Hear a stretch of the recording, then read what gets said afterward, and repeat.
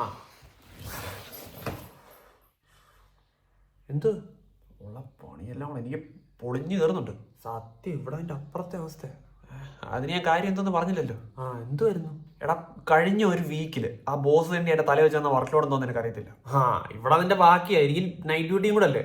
അങ്ങനെ എടുത്താൽ പോകാത്ത 3 പണി വന്നിട്ടുണ്ട്. ദേഹത്ത് വൈറ്റമിൻ ഡി എല്ലാം അവിടെ കുറഞ്ഞിട്ടേ ഡോക്ടർ ചോദിക്കാം നീ ഇത് ഭൂമിക്കടി വല്ലതാണോ വർക്ക് ചെയ്യുന്നതെന്ന്. കൊള്ളാം, നല്ല സ്റ്റോറി. ഞാൻ എന്റെ വർക്കിന്റെ കാര്യം പറയുമായിരുന്നു. നീ റിലാക്സ് ചെയ്യും. ഞാൻ റിലേറ്റ് ചെയ്യാൻ വേണ്ടിയിട്ട് ഇങ്ങനെ പറഞ്ഞു. എന്നിട്ട് എന്തായി? എടാ ഓഫീസ് അവേഴ്സ് കഴിഞ്ഞിട്ട് കൊണാന്ന് ഫോണിൽ മെയിൽ വന്നോണ്ടിരിക്കുക. ഇതൊന്നും നാളത്തേക്ക് വെക്കാൻ ഈ നായ സമ്മതിക്കത്തില്ല. എന്റെ ഇടയിൽ ഞാൻ ബാംഗ്ലൂർ വർക്ക് ചെയ്ത സമയത്ത് ഇതേ അറിയാ. കൊള്ളാം, നിനക്ക് ബാംഗ്ലൂർ നല്ലൊരു ഒറിജിനൽ സ്റ്റോറി ഉണ്ട്. എന്റെ ഈ ഇമെയിൽ സിറ്റുവേഷനിൽ എന്ത് ചെയ്യേണ്ടതെന്ന് പറ. ഓക്കെ. നിനക്കിപ്പോൾ ഓഫീസ് അവേഴ്സ് കഴിഞ്ഞ് എത്ര ഇമെയിൽ വന്നിട്ടുണ്ട്?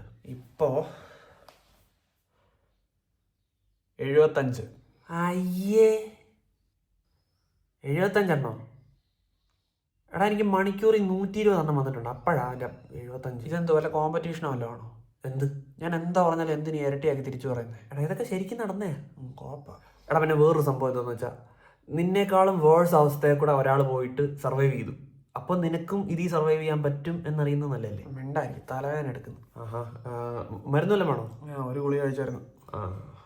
എനിക്കാണ് 7th പഠിക്കുമ്പോൾ തൊട്ട് മൈഗ്രെയിനാ. അപ്പോൾ മിണ്ടാരി. ഓക്കെ. ഒരു കാര്യം ആദ്യം ചോദിച്ചോട്ടെ, നിന്റെ ബൈക്കിന് എന്തെങ്കിലും കുഴപ്പമുണ്ടോ? ഇല്ല. ഒന്നുമില്ലല്ലോ. ടയറും എല്ലാം ഇല്ല. ഇതിന്റെ എല്ലാത്തിൻ്റെയും കൂടെ ഞാൻ ഇങ്ങോട്ട് വരുന്ന വഴിക്ക് 2 ടയറും പൊട്ടി. ബ്രോ എൻ്റെ വണ്ടിക്ക് ടയറില്ല. അതല്ലേ പറഞ്ഞ ടയറേ ഇല്ലെന്ന്. ഒന്ന് പോടേ.